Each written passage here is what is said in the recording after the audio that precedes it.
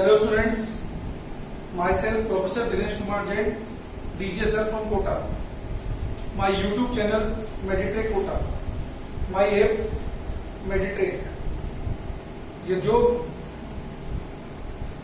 दूसरे क्या है कि फोन एप्पल फोन के क्या है कि सब्सक्राइबर है वो क्या है कि WK100R कोड डाल के क्या है कि एप्पल WK100R कोड डाल के क्या है कि सब्सक्राइब कर सकते हैं. ओके, आज मैं आपको क्या है कि नीट 20 के क्या है कि फिजिक्स के पेपर का डिस्कशन कराने जा रहा हूँ. डिटेल डिस्कशन, ध्यान से सुनिए, हर क्वेश्चन का डिटेल डिस्कशन होगा.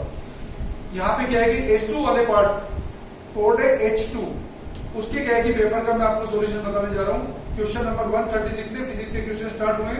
पहला क्वेश्चन स्टार्ट कर रहे हैं जिसका नंबर है क्वेश्चन नंबर 136, जिसमें बोला है in a guitar two strings A and B made of same material are slightly out of tune and produce beats of frequency 6 Hz. When tension in B slightly decrease, the beat frequency increases to 7 Hz.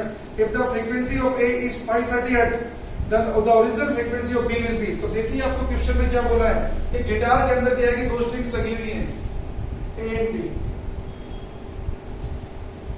यहाँ पर क्या है कि इन दोनों को क्या है कि गिटार को जब साउंड कराते हैं तो यहाँ पे क्या है कि हमें क्या है कि बीट फ्रीक्वेंसी मिलती है 6 हर्ट्ज और एक ही फ्रीक्वेंसी यहाँ पे दे रखी है आपको 530 हर्ट्ज. यदि एक ही फ्रीक्वेंसी आपको दे रखी है 530 हर्ट्ज तो बी की फ्रीक्वेंसी क्या होगी, क्योंकि 6 बिट्स प्रोड्यूस हो रहे हैं तो बी की पॉसिबल फ्रीक्वेंसी होगी NB = NA ± 6.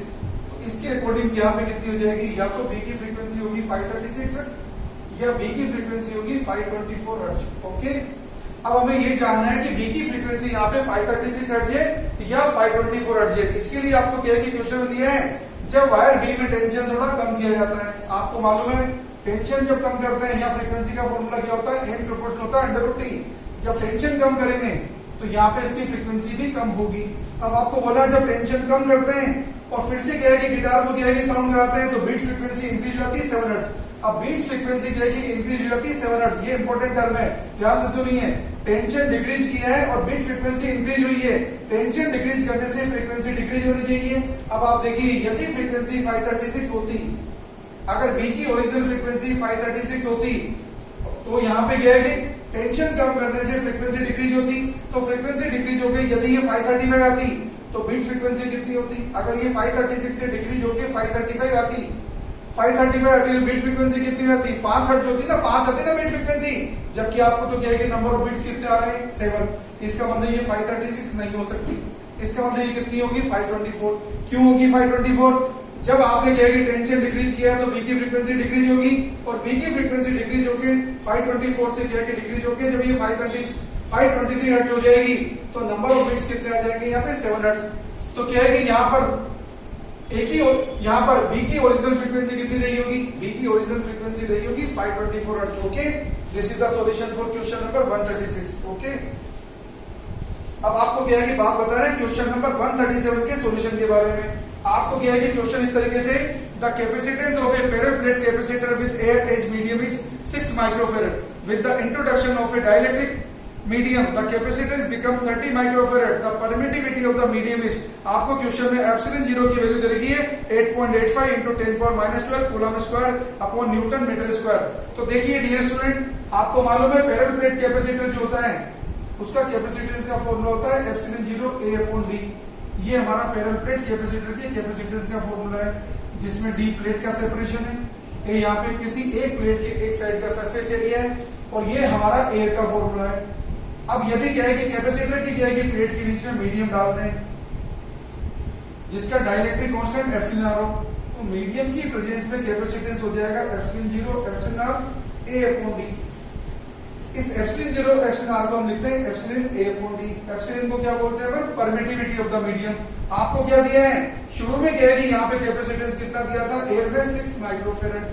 मीडियम इंट्रोड्यूस करने के बाद, डाइलेक्ट्रिक कांस्टेंट इंट्रोड्यूस करने के बाद कैपेसिटेंस हो गया 30 माइक्रोफैरड. इसका मतलब डाइलेक्ट्रिक कांस्टेंट की वैल्यू यहाँ पे रही होगी कितनी, 5. क्योंकि जितना डाइलेक्ट्रिक कांस्टेंट होता है उतना टाइम कैपेसिटेंस इंक्रीज होता है. लेकिन आपको डाइलेक्ट्रिक कांस्टेंट नहीं पूछा, आपको क्वेश्चन में पूछा परमिटिविटी ऑफ मीडियम.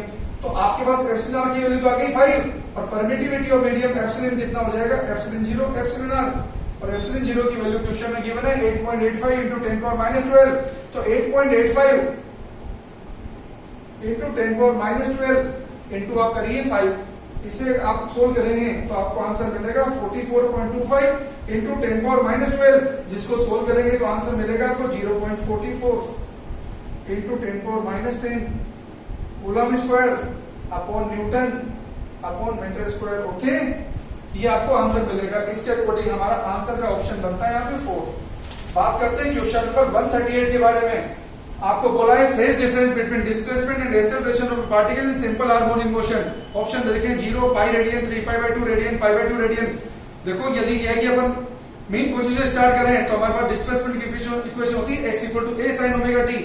वेलोसिटी कैसे निकालेंगे, v इक्वल टू कर दीजिए dx अपॉन dt, तो क्या आ जाएगा a omega cos omega t। Acceleration कैसे आएगा, एक्सेलरेशन आएगा वेलोसिटी का टाइम के साथ डिफरेंशिएशन करने से, तो a आएगा dv अपॉन dt, जिसको सोल्व करेंगे तो आएगा minus omega square a sin omega t। तो इक्वेशन को हम लिख सकते हैं a equal to omega square a sin omega t plus pi. तो dear student, acceleration and displacement के बीच का फेज डिफरेंस रहेगा पाई। ये इक्वेशन देखिए, यहाँ पे आपके सामने इक्वेशन प्रेजेंट कर देते हैं। यदि ये आपके पास डिस्प्लेसमेंट की इक्वेशन थी x equal to a sin omega t, तो यहाँ पे एक्सेलरेशन की क्या आएगी, इक्वेशन आएगी जिसका डबल डिफरेंशिएशन करेंगे ना, तो ये इक्वेशन आएगी omega square a sin omega t plus pi. तो देखो इसका फेज कितना ओमेगा t, इसका फेज कितना है ओमेगा t प्लस पाई, तो फेज डिफरेंस कितना हो गया फिर पाई। तो याद रखिए एक्सेलरेशन डिस्प्लेसमेंट के बीच का फेज डिफरेंस ऐसे चेक होता है पाई। नेक्स्ट बात करते हैं क्वेश्चन नंबर 139 के बारे में। आपको फोटो इलेक्ट्रिक फील्ड का क्वेश्चन दिया है। आपको पहले भी बताया था कि इस चैप्टर से थ्रेशोल्ड फ्रीक्वेंसी का क्वेश्चन एक्सपेक्टेड है। ये इन्फॉर्मेशन हमने आपको पहले भी दी थी। देखो आ भी गया question. Light of frequency 1.5 times the threshold frequency is incident on A photo sensitive material, what will be the photo current if the frequency is hard and intensity is double. आपको क्या बोला है कि फोटो करंट की new value क्या होगी, कब, जब आपको बोला कि फ्रीक्वेंसी तो आधी कर दी है, इंटेंसिटी डबल कर दी है। फोटो करंट कैसे निकालते हैं, फोटो करंट हमेशा क्या है कि हम नंबर ऑफ फोटोन से निकालते हैं। लेकिन आप जानते हैं फोटो इलेक्ट्रिक इफेक्ट का एक्सपेरिमेंट कब होता है, जब इंसिडेंट फोटोन की फ्रीक्वेंसी थ्रेशोल्ड फ्रीक्वेंसी के इक्वल होती है या उससे ज्यादा होती है, तो ही फोटो इलेक्ट्रिक इफेक्ट कंडक्ट होता है। देखिए यहाँ पे मान लेते हैं थ्रेशोल्ड फ्रीक्वेंसी की वैल्यू म्यू नॉट है। पहले जो फोटोन गिर रहा था उसमें इंसिडेंट फोटोन की फ्रीक्वेंसी थ्रेशोल्ड फ्रीक्वेंसी की आपको दे रखी थी 1.5 टाइम्स से। अब आपको बोला कि यहाँ पे हमने क्या कर दिया, फ्रीक्वेंसी आधी कर दी। फ्रीक्वेंसी आधी कर दी तो यहाँ पे फ्रीक्वेंसी कितनी हो जाएगी, 0.675 म्यू नॉट हो जाएगी। अब आपको आगे देखने की जरूरत नहीं है क्वेश्चन को, क्योंकि फ्रीक्वेंसी आपने आधी करी है तो इंसिडेंट फोटोन की फ्रीक्वेंसी कितनी रहेगी, 0.75 म्यू नॉट, जो थ्रेशोल्ड फ्रीक्वेंसी से कम हो गई है। तो यहाँ पे फोटो इलेक्ट्रिक इफेक्ट का एक्सपेरिमेंट कंडक्ट ही नहीं होगा, और फोटो इलेक्ट्रिक इफेक्ट का एक्सपेरिमेंट कंडक्ट नहीं होगा तो इलेक्ट्रॉन इंजेक्ट ही नहीं होगा। इलेक्ट्रॉन इंजेक्ट नहीं होगा तो करंट फ्लो होने का चांस ही नहीं है। इसका मतलब यहाँ पे फोटो करंट जीरो होगी। कुछ स्टूडेंट कंफ्यूज होकर इसका क्या है कि दूसरा आंसर भी कर जाते हैं कई बार। कैसे, नंबर ऑफ फोटोन कैसे निकालते हैं अपन, IAT अपॉन h म्यू। कुछ स्टूडेंट क्या करते हैं, आपको क्या बोला, फ्रीक्वेंसी तो कर दी आधी और इंटेंसिटी कर दी डबल। इसका मीनिंग क्या है कि नंबर ऑफ फोटोन कितने हो जाएंगे, 4 टाइम्स। तो नंबर ऑफ फोटोन 4 टाइम्स हो जाएंगे तो नंबर ऑफ इजेक्टेड इलेक्ट्रॉन क्या हो जाएंगे, 4 टाइम्स। उसके अकॉर्डिंग क्या है कि फोटो करंट हो जाएगी 4 टाइम्स। तो कुछ स्टूडेंट क्या है कि मिसलीडिंग तरीके से हम क्या है कि फोटो करंट को क्या है कि 4 टाइम्स भी लिख देते हैं। ऐसा आपको नहीं लिखना है, किसी ने लिखा तो गलत हो गया है वो, क्योंकि यहाँ पे फोटो इलेक्ट्रिक इफेक्ट का एक्सपेरिमेंट कंडक्ट ही नहीं होगा, क्योंकि इंसिडेंट फोटोन की फ्रीक्वेंसी यहाँ पे थ्रेशोल्ड फ्रीक्वेंसी से कम हो गई है, तो फोटो इलेक्ट्रिक इफेक्ट का क्या है कि इवेंट ही नहीं होगा। अब आप समझ गए, यहाँ पे क्या है कि इस क्वेश्चन का आंसर है क्वेश्चन नंबर 139, जो S2 सीरीज का है, उसका ऑप्शन है आपका 1। अब आपको बात करते हैं नेक्स्ट क्वेश्चन के बारे में, क्वेश्चन नंबर 140। क्वेश्चन इस तरीके से, ए spherical conductor of radius 10 centimetre has a charge of 3.2 into 10 power minus 7 coulomb distributed uniformly. What is the magnitude of electric field at a point 15 centimeter from the center of sphere? Question को अच्छी तरह पढ़ने की जरूरत होती है, आपने अच्छी तरह पढ़ा ही होगा। और आपको दे रखी 1/4πε0 की वैल्यू दे रखी 9 into 10 power 9 newton metre square upon coulomb square. Question में आपको दे रखा कंडक्टिंग चार्ज स्फीयर का क्वेश्चन है, जिसमें क्या है कि जिस पॉइंट पे इलेक्ट्रिक फील्ड निकालनी है वो पॉइंट क्या है कि स्फीयर के बाहर है, और जब पॉइंट स्फीयर के बाहर होता है तो आपका फॉर्मूला क्या होता है, kq/r²। Okay, electric field density निकालने के लिए तो स्ट्रेट में आपको क्या है कि ये फॉर्मूला यूज करना है। तो देखिए ये सपोज आपका कंडक्टिंग चार्ज स्फीयर है, जिसकी रेडियस कितनी r, जो आपको क्वेश्चन में दे रखी 10 सेंटीमीटर। ओके, और ये पॉइंट आपको दे रखा सेंटर से, डिस्टेंस दे रखी सेंटर से नहीं कि सरफेस से। सेंटर से कितना डिस्टेंस में पूछा आपको, 15 सेंटीमीटर डिस्टेंस में पूछा है। और आपको चार्ज कितना दे रखा है यहाँ पे, 3.2 into 10 power minus 7 कूलम, या ये चार्ज दे रखा है स्फीयर की सरफेस पर। ओके, आपको मालूम है कि इस पॉइंट P पर इलेक्ट्रिक फील्ड की इक्वेशन क्या होती है, kq/r²। आर क्या है कि डिस्टेंस है सेंटर से, के की वैल्यू कितनी है 9 इंटू 10 की पावर 9, क्यू कितना दे रखा है आपको 3.2 इंटू 10 पावर -7, आर कितना दे रखा है 15 सेंटीमीटर, सेंटीमीटर को मीटर में चेंज कर लीजिए, तो क्या कर दीजिए 10 की पावर -2 से मल्टीप्लाई कर दीजिए।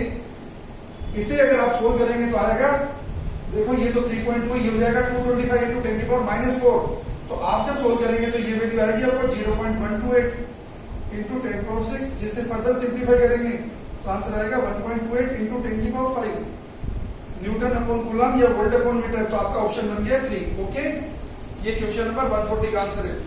क्वेश्चन नंबर 141 देखिए, विच of the following graph represent the variation of resistivity with temperature capital T for copper. इस स्टूडेंट का इस क्वेश्चन का सॉल्यूशन बहुत सारे स्टूडेंट को अच्छी तरह आता है, लेकिन बहुत सारे इवन अच्छे स्टूडेंट भी क्या है हो सकता है कंफ्यूजन की वजह से गलत करके आगे हो। क्यों? क्योंकि उनने क्या पढ़ा है, ये रेसिस्टिविटी का फॉर्मूला है किसी भी टेम्परेचर T2 पर, ये जनरल फॉर्मूला होता है हमारा।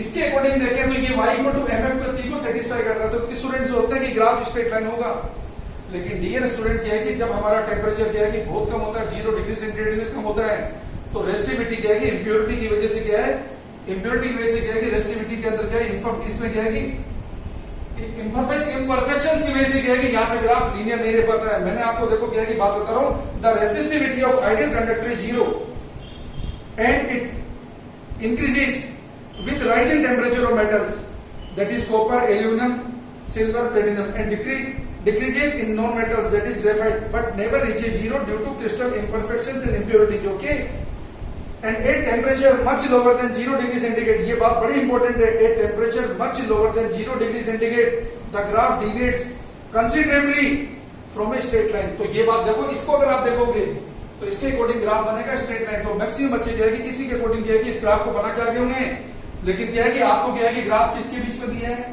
ग्राफ दिया है रेसिस्टिविटी का टेम्परेचर जो क्या है कि केल्विन में होता है। ये कैपिटल T जब भी लिखा होता है इसको केल्विन में एज्यूम किया जाता है, इससे ग्राफ यहाँ पे स्ट्रेट लाइन नहीं होगा, ये ग्राफ इस तरीके का होगा।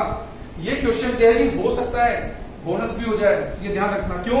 क्योंकि क्या है कि क्वेश्चन के अंदर वैसे तो नॉर्मली अपन कैपिटल T को केल्विन में मानते हैं, लेकिन यदि उसको केल्विन लिखना था तो क्या है कि उसको लिख देना चाहिए था। लिखने में क्या प्रॉब्लम थी, उसने तो लिखा ही नहीं कि सेंटीग्रेड में या केल्विन में। क्या कि ये ग्राफ नॉन लीनियर स्ट्रक्चर तभी फॉलो करेगा जब ये टेम्परेचर क्या है कि 0 डिग्री सेंटीग्रेड से भी कम होगा। Okay, understood. अभी फिलहाल तो क्या है कि हम इसका ऑप्शन कर रहे हैं टिक 4। देखते हैं आगे डिबेट क्या होती है, इसलिए क्या क्वेश्चन बोनस होता है या क्या होता है। ओके, बात करते हैं क्वेश्चन नंबर 142 के बारे में। For transistor reaction which of the following statement is correct. ये क्वेश्चन में क्या है कि बोनस हो सकता है, क्योंकि इस क्वेश्चन में क्या लिखा है, देखो हिंदी मीडियम में तो सही लिखा था, लेकिन इंग्लिश मीडियम के ऑप्शन इंग्लिश मीडियम में लिखा था for transistor reaction which of the following statement incorrect.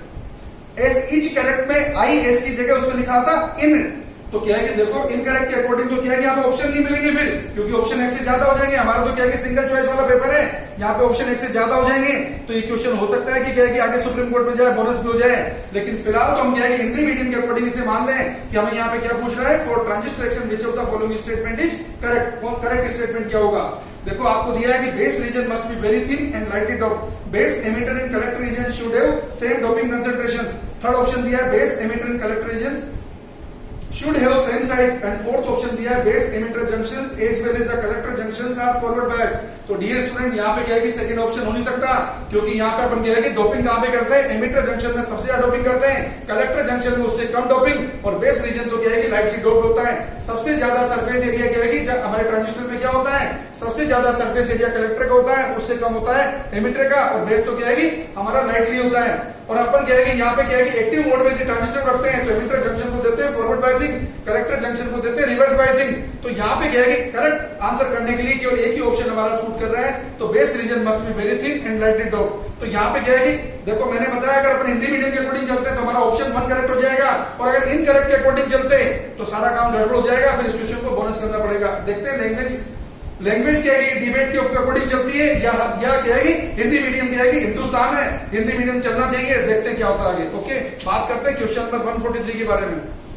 आपको पूछा था average thermal energy for a monoatomic gas is KV, यहाँ पे दिया बोल्ट्जमान कांस्टेंट, कैपिटल टी दिया, एब्सोल्यूट टेम्परेचर, ये कितना होगा? ऑप्शन 1 है 7/2 kT, ऑप्शन 2 है 1/2 kT के यहाँ पे बोल्ट्जमान कांस्टेंट इसलिए कैपिटल बी लिखा हुआ है, ऑप्शन 3 है 3/2 kT, ऑप्शन 4 है 5/2 kT। आप सबको मालूम है केटीजी के अंदर क्या है कि काइनेटिक एनर्जी पर ग्राम मोल, काइनेटिक एनर्जी पर ग्राम मोल क्या लिखते हैं अपन? 1/2 RT, ये जनरल फॉर्मूला है, सबको मालूम है। 1 ग्राम मोल का मतलब क्या है? मोलर मास के इक्विवेलेंट मास। 1 ग्राम मोल का मतलब क्या है? Na molecule. ओके, इसका मीनिंग क्या है कि 1 ग्राम मोल की एनर्जी, इसका मतलब ये मोलर मास के इक्विवेलेंट मास की एनर्जी, इसका मतलब ये Na जिसको लिखते हैं 6.02 × 10⁻23 मोलिक्यूल की एनर्जी है। आपको क्या पूछा है? एवरेज थर्मल एनर्जी, मींस क्या है कि एक मोलिक्यूल की एनर्जी पूछी है, तो Na मोलिक्यूल की इतनी एनर्जी है, तो काइनेटिक एनर्जी पर मोलिक्यूल ये हो जाएगी 1/2 R/Na into T, और R/Na को बोलते हैं बोल्ट्जमान कांस्टेंट, तो आपका बन जाएगा 1/2 kT।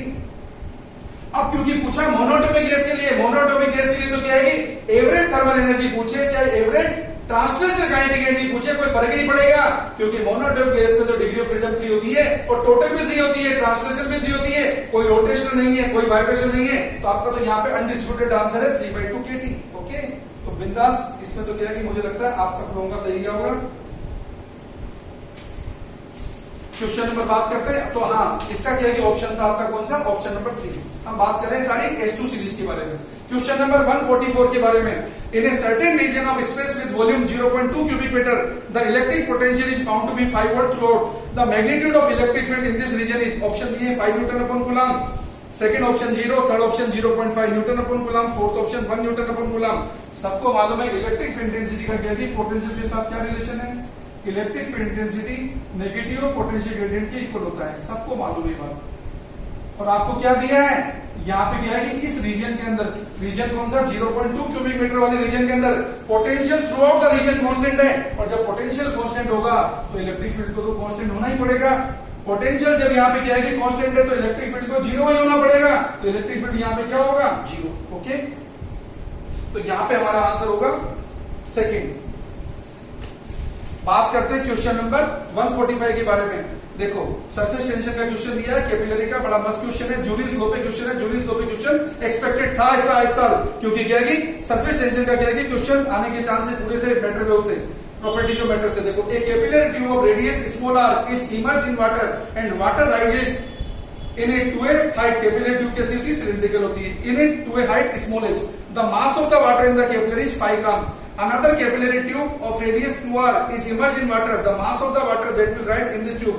Option दिए 20 ग्राम, 2.5 ग्राम, 5 ग्राम, 10 ग्राम। ये सब सिग्निफिकेंट फिगर को यूज करते हुए डाले हुए 0.00। आपको मालूम है, अपन जूलियस लॉ की बात करें तो जूलियस लॉ के अकॉर्डिंग क्या होता है? कैपिलरी ट्यूब क्या है, डिफरेंट रेडियस की होती है, तो H प्रोपोर्शनल क्या होता है? 1/r। जब कैपिलरी की क्या है कि रेडियस हमने क्या करती है? डबल, तो हाइट राइज क्या हो जाएगी उसकी? आधी। हम क्या लिखेंगे? H1r1 = H2r2, तो H into small r equal to क्या हो जाएगा? H2 into 2r। तो सेकंड कैपिलरी में जो हाइट आएगी वो कितनी आएगी? H2 = h/2। उसके अकॉर्डिंग अब आप क्या है कि यहां से मास को लिख सकते हैं। कैपिलरी कैसी होती है? सिलिंड्रिकल। सिलिंड्रिकल पोर्शन का वॉल्यूम क्या होता है? πr²h। ओके, तो देखिए यहां से क्या है कि पहले क्या है कि कैपिलरी, ये तो हमने क्या कैसे निकाला था? H into r = H2 into 2r। H2 तो हमारा आ गया था कितना? h/2। तो सेकंड कैपिलरी जिसकी रेडियस 2r थी, उसमें तो क्या है कि लिक्विड कितनी हाइट तक चला था? h/2 तक। अब जिस कैपिलरी की रेडियस r थी, उसमें क्या है कि हाइट कितना था? मान लो h, इसका क्या है कि वॉल्यूम कितना है? πr²h। ये इसकी डेंसिटी है, ये मास हो गया। मास क्या होता है? Volume into density. अब देखिए सेकंड कैपिलरी के अंदर क्या है कि जिसकी रेडियस 2r है, उसमें क्या है कि लिक्विड कितनी हाइट तक चढ़ रहा है? उसमें लिक्विड चढ़ रहा है h/2 हाइट तक। यहाँ पे इसका वॉल्यूम कितना हो जाएगा? या मास कितना हो जाएगा? m' रह जाएगा πr²h। r कितना है इसका? 2r। h कितना? इतना। मास क्या होता है? Volume into density. कितना हो जाएगा? 2 से 2 कटेगा, ये 4 आएगा, 2 का स्क्वायर करेंगे तो क्या बचेगा? 2 πr²h into ρ। और आपको मालूम है πr²h into ρ कितना था? ये क्वेश्चन देने का 5 ग्राम, तो ये कितना हो जाएगा? 2 into 5 ग्राम। तो आपका आंसर कितना हो जाएगा? 10 ग्राम। इसका मतलब आपका ऑप्शन हो जाएगा यहाँ पे 4। ओके, क्वेश्चन नंबर 146 पे चलते हैं। आपको दिया है 2 particles of mass 5 kg and 10 kg respectively are attached to the two ends of a rigid rod of length 1 meter with negligible mass. The centre of mass of the system from the 5 kg particle is nearly at a distance of option 1 दिया 80 centimetre, option 2 दिया 33 centimetre, option 3 दिया 50 centimetre, option 4 दिया 67 centimetre. Okay, आपको मालूम है 2 centre mass हमेशा क्या होता है, हेवियर पोर्शन के क्लोज होता है। और क्या है कि 2 पार्टिकल सिस्टम में क्या है कि सेंटर मास का, जैसा हम क्या है कि शॉर्ट ट्रिक्स बच्चों को क्या है कि कई बार ये फॉर्मूला लिखा रखा डायरेक्ट, कोई क्वेश्चन आया भी है। देखो मैक्सिमम बच्चों ने किया है कि मैक्सिमम पेपर किया है कि सही किया है, क्योंकि जैसा हमने पढ़ाया था वैसे वैसे पेपर आया है। देखो यहाँ पे दिया है 5 kg, यहाँ पे दिया है 10 kg, इनके बीच का सेपरेशन दिया 1 मीटर। आपको क्या मालूम है, सेंटर मास क्या है कि वो पॉइंट होता है जिसके बाद मास के मोमेंट का वेक्टर सम 0 होता है। यदि 5 kg से डिस्टेंस बता रहे हैं x1, तो x1 का सीधा फॉर्मूला क्या होगा, m2 into r upon m1 plus m2। तो कितना हो जाएगा 10/15 इक्वल हो जाएगा 2/3। ये मीटर में, तो सेंटीमीटर में करोगे तो क्या होगा 200/3, जिसको सोल्व करेंगे तो क्या आ जाएगा अप्रोक्सीमेटली 67 सेंटीमीटर। ओके, तो ये हमारा ऑप्शन है इसका 4। अगर आप ये पूरा डिटेल में करेंगे, ये डिस्टेंस अगर x2 तो क्या लिखेंगे 5 into x1 इक्वल हो जाएगा 10 into x2, और ये डिस्टेंस 1 मीटर थी तो x2 क्या हो जाएगा 1 minus x1, सोल्व करेंगे तो वही आंसर हो जाएगा। आप तो क्या है कि नीट के स्टूडेंट इसलिए आपको डायरेक्ट ही करना है। ओके, अब आपको बता रहे हैं क्वेश्चन नंबर 147। देखो क्या है कि कई इंस्टीट्यूट ने क्या है कि इस क्वेश्चन का जो ऑप्शन है डिस्प्यूटेड लिखा है, मैंने क्या है कि इस क्वेश्चन का ऑप्शन दूसरा दिया है। ओके, अगर आप क्या है कि इंडिया की कई ब्रांडेड इंस्टीट्यूट को देखोगे तो उसमें आपको इसका ऑप्शन दूसरा मिलेगा, जबकि मैंने इस क्वेश्चन का ऑप्शन दूसरा रखा है। अब देखते हैं आगे क्या है कि डिसीजन डिबेट होती है तो इस क्वेश्चन का आंसर क्या निकलता है। फिलहाल तो क्या है कि जो मुझे लग रहा है वही सही आंसर है, क्योंकि ऐसा मत समझना कि हमेशा जो बड़ी इंस्टीट्यूट है उनके ही आंसर सही होते हैं। आंसर उनके सही होते हैं जो क्या है कि टैलेंटेड होते हैं, जो एक्सपीरियंस होते हैं, ठीक है, जो इंटेलिजेंट होते हैं। मोस्ट एक्सपीरियंस लोगों के क्या है कि हमेशा आंसर सही होते हैं। ओके, तो देखते हैं आगे। मैं ऐसा कोई दावा तो नहीं कर रहा हूं, लेकिन देखते हैं आगे क्या होता है। आपको दिया है 2 cylinders A and B of equal capacity connected to each other via stopcock. A contain ideal gas at a standard temperature. Okay, standard temperature and pressure. B is completely evacuated. सबसे इंपॉर्टेंट बात है यहाँ पे B क्या दिया, B is completely evacuated. The entire system is thermally insulated. ये दूसरा important point है, मतलब हीट बाहर से आएगी नहीं, बाहर कहीं जाएगी नहीं। The stove cock is suddenly open. यहाँ पे क्या है कि बच्चों को कंफ्यूज करने के लिए ये वर्ड बहुत कंफ्यूज करने वाला है, क्योंकि यहाँ पे क्या है कि लिखा है सडनली ओपन। नॉर्मली क्या है कि एडियाबेटिक प्रोसेस ऐसे प्रोसेस होते हैं जो सडन चेंज वाले प्रोसेस होते हैं। ये वर्ड ही क्या है कि बच्चों को कंफ्यूज करके क्या है कि एडियाबेटिक आंसर करा देता है। लेकिन मेरे अकॉर्डिंग क्या है कि इस क्वेश्चन का ऑप्शन एडियाबेटिक नहीं होना चाहिए, इस क्वेश्चन का आंसर होना चाहिए आइसोथर्मल। क्यों, देखिए अब आप देखिए यहाँ पे 4 ऑप्शन दिए हैं। पहला ऑप्शन आइसोबेरिक, दूसरा ऑप्शन आइसोथर्मल, तीसरा ऑप्शन एडियाबेटिक और चौथा ऑप्शन आइसोकोरिक। तो देखिए स्टूडेंट यहाँ पे आपको क्या दिया है,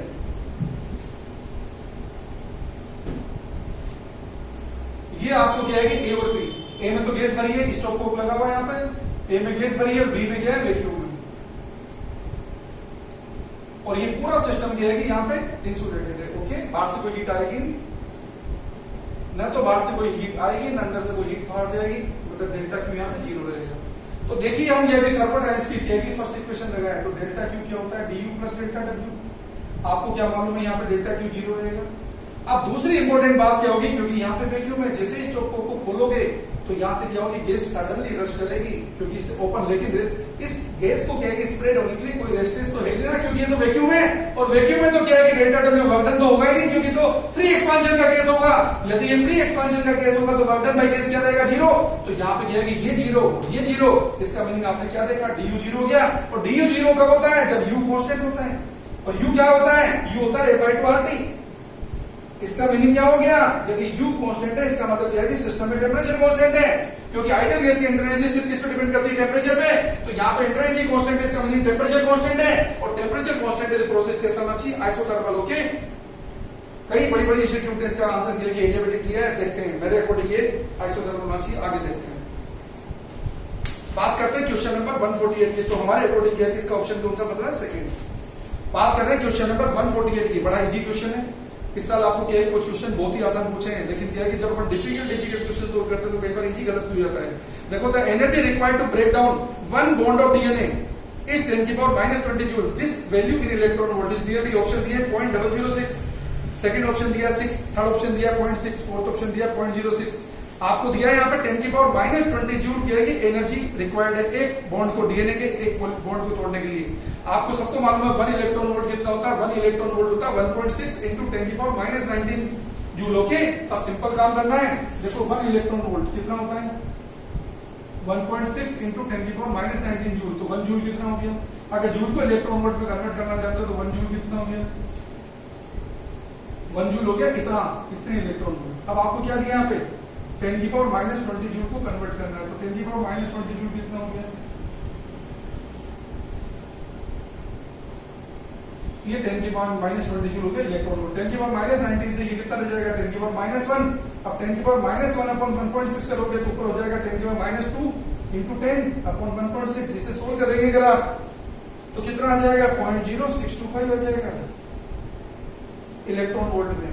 ओके, जिसको कहेगी अगर अपन कहेगी सिग्निफिकेंट फिगर काउंटिंग देखेंगे, देखो क्या है कि इसने ऑप्शन सिग्निफिकेंट फिगर को यूज करके दिया है। ध्यान से देखिए, लास्ट में अगर कहेगी 5 को ड्रॉप करना है तो 5 को कैसे ड्रॉप करेंगे?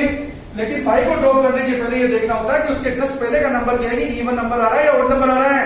आप देख रहे हैं 5 के क्या है पहले यहाँ पे कौन सा आ रहा है? ओड नंबर आ रहा है। ओड नंबर नहीं आ रहा, इवन नंबर आ रहा है। जब क्या है कि यहाँ पे डिजिट जिसको ड्रॉप कर रहे हैं अगर वो इवन नंबर है 5 के पहले और क्या है कि 5 से छोटा है तो आपको क्या करना पड़ेगा? ये तो क्या है कोई चेंज नहीं होगा। तो इसका आंसर क्या बन जाएगा? 0.06। तो ये हमारा ऑप्शन है, हमारा आंसर हो जाएगा क्वेश्चन नंबर 148 का 4। बात करते हैं क्वेश्चन नंबर 149 की। देखो ये क्या है कि मोशन ग्रेविटी का क्या है कि क्वेश्चन एक्सपेक्टेड था, क्योंकि काइनेमेटिक्स से किया गया, अभी क्वेश्चन पहले आया नहीं था, इसलिए क्वेश्चन आने के चांस बहुत ज्यादा थे। आगे बिल्कुल सीधा क्वेश्चन है, बिल्कुल सिंपल क्वेश्चन है। A ball is thrown vertically downward with velocity of 20 metre per second from the top of a tower.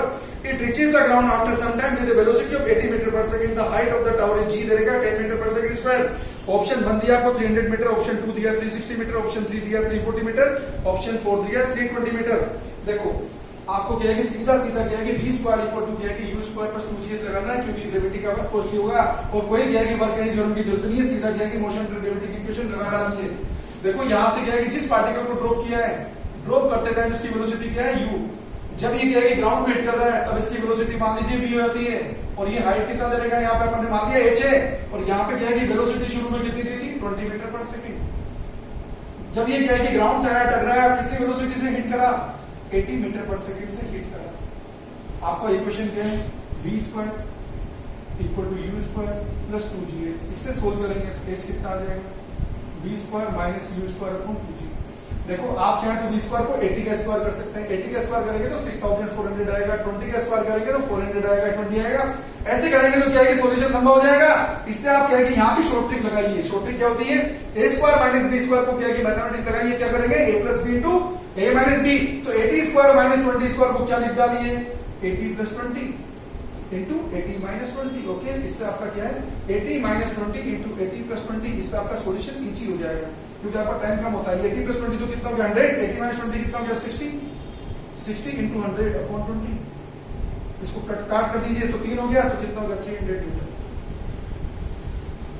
आपको किसी ने किया कि 80 का स्क्वायर करने से मना नहीं किया, लंबा पड़ेगा। तो यहाँ पे इस क्वेश्चन का आपका आंसर आ गया 300 मीटर। तो आपका ऑप्शन है यहाँ पे फर्स्ट। आपको बात बता रहा है क्वेश्चन नंबर 150 के बारे में।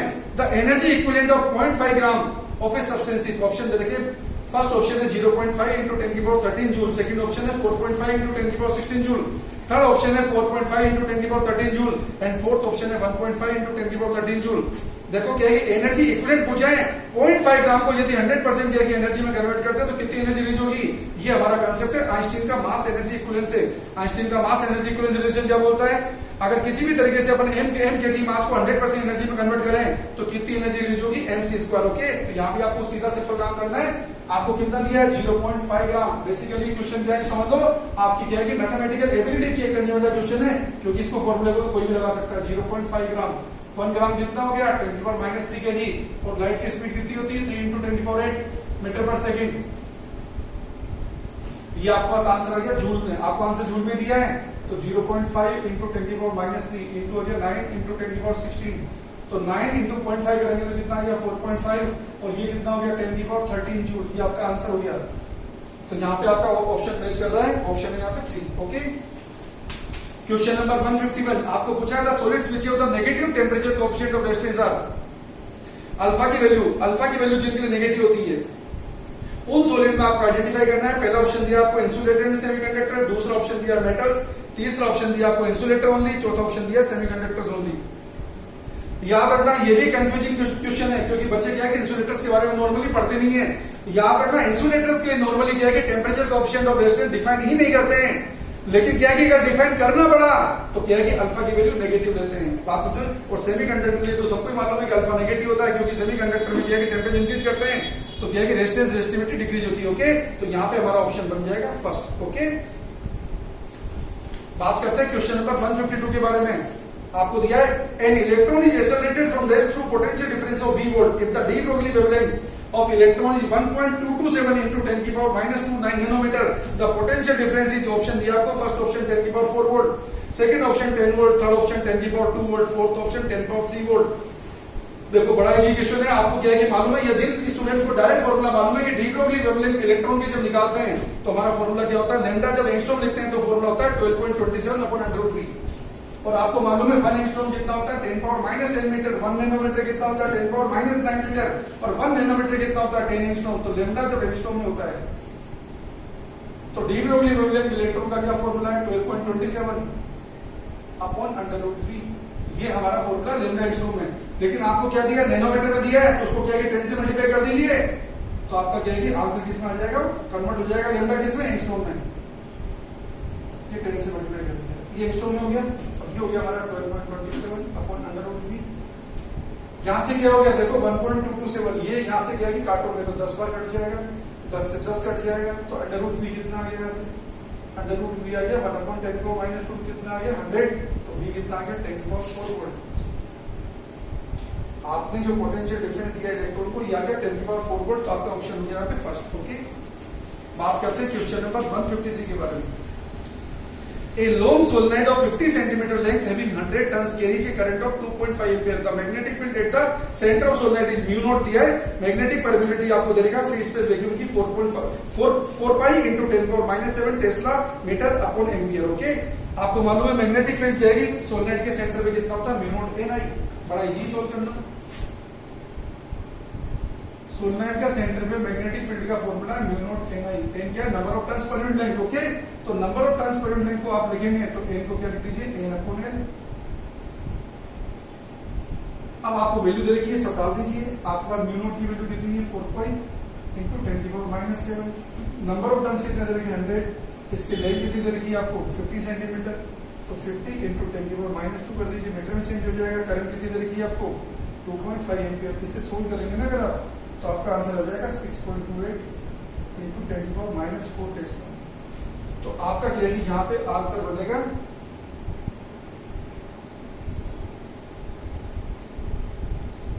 6.28 into 10 की पावर -4 टेस्ला।